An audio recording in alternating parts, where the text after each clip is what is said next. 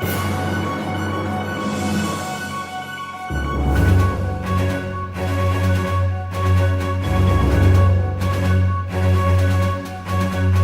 issue that my partner Steve and I are examining is that of the modern worshippers and their false idols. From the dawn of civilization, there have been a select few who managed to push above and beyond the role of an average being.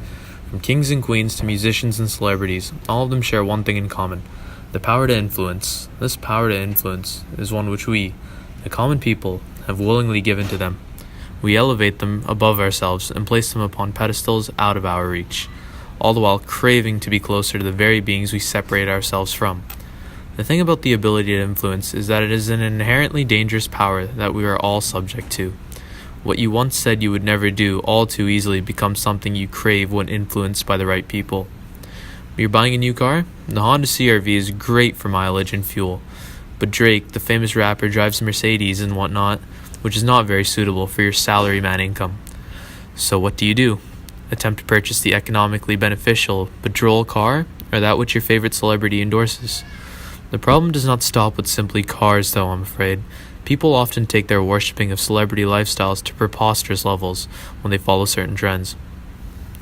An example of this would be a popular rap culture trend, which is facial tattoos.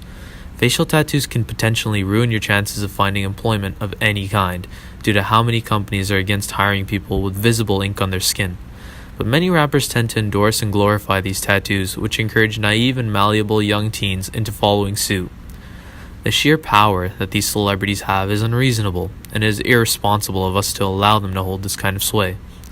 Another example would be of how we allow certain celebrities to sway us to vote in favor of certain political parties that they support. During the elections for presidency between Trump and Clinton, many celebrities took to try and rally support for Clinton via social media, live television, and radio interviews. Now, the fact that they're attempting to garner the people's attention to make us vote for their representatives is not inherently bad. It's the fact that numerous voters and fans of these celebrities simply follow what the celebrities preach without doing their own background checks on who they're voting for. And another thing we have going is how we allow celebrities who we worship to control the market flow.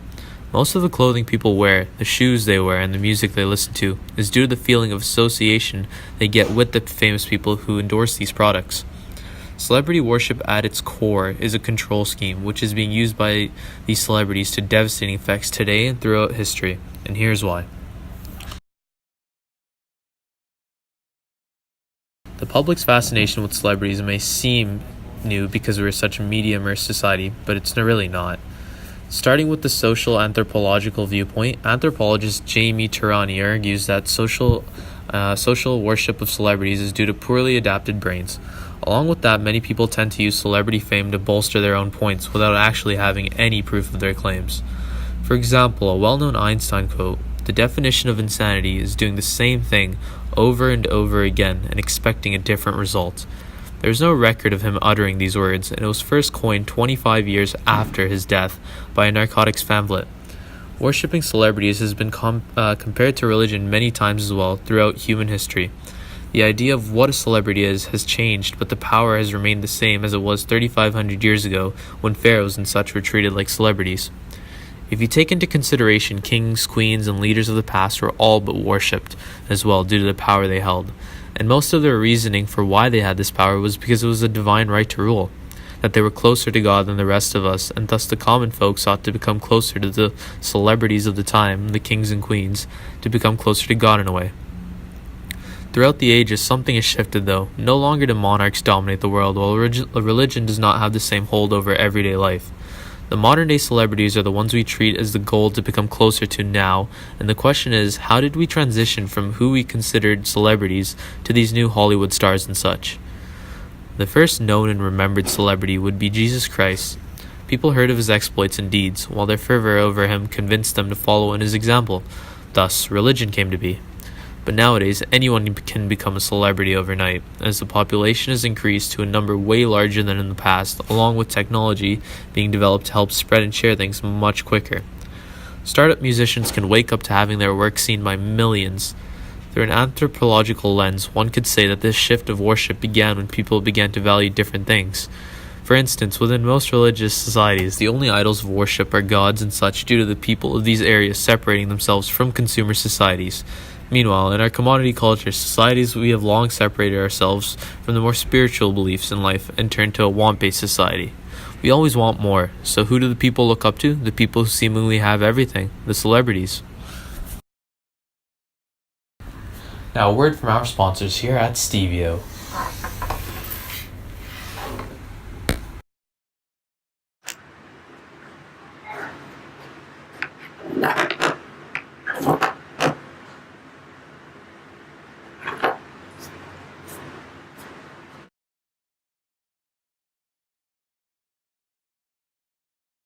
Let's consider, first, some interesting theories about the construction and function of celebrities.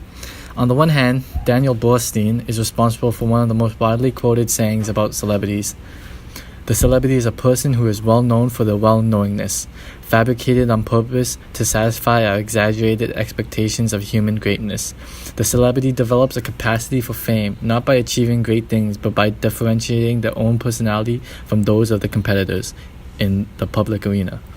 It is not surprising that entertainers dominate the ranks of celebrities because they are skilled in the marginal differentiation of their own personalities. So, celebrities represent different ways to be a woman, to be black, to be old, to be faithful, to be gay, to be a parent, or to be a loser. Our interest, or indeed our lack of interest in them, is rooted in the extent to which we relate to what they represent. It seems that cultural identity and celebrity share a common story. At this point, we're all fascinated by stars because they enact ways of making sense of the experience of being a person in a particular kind of social organization. We love them because they represent how we think that experience is, or how it would be lovely to feel their own experiences that have been socially, culturally, and historically been constructed. Their worship is slightly irreverent, imprinting their presence on our consciousness. They are a constant reference point.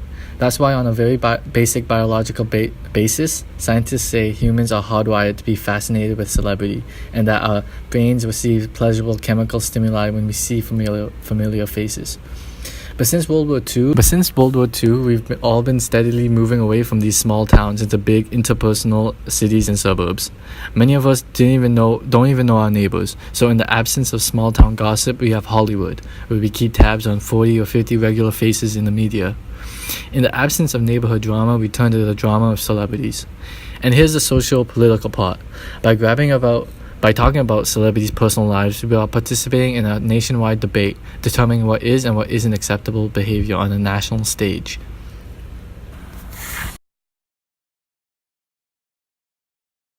Much research has been conducted about who engages in celebrity worship and what drives the compulsion.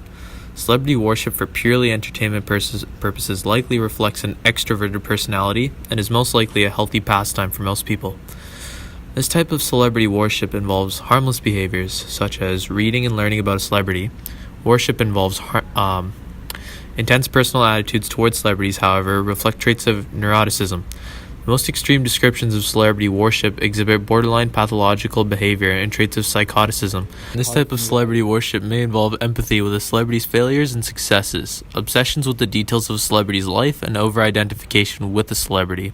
Findings suggest that female adolescents, there is an interaction between intense personal celebrity worship and body image between the ages of 14 and 16, and some tentative evidence has been found to suggest that this relationship disappears at the onset of adulthood, from 17 to 20 years old.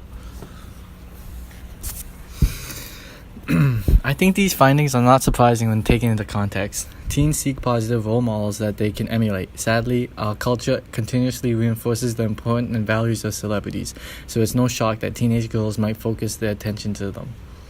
Also, when our own lives start to go downhill, we gain some value and perhaps a little boost to our own mood and self-esteem when we can read about the most famous and popular people in our culture who suffer from not dissimilar woes of our own. They break up, they make up, they wear bad clothes, they have hangovers just like us. And maybe that's the real key, that we're seeking a sign of humanity that we can relate to and that feels familiar to us, despite how far away, unreal, and unattainable such lives really are.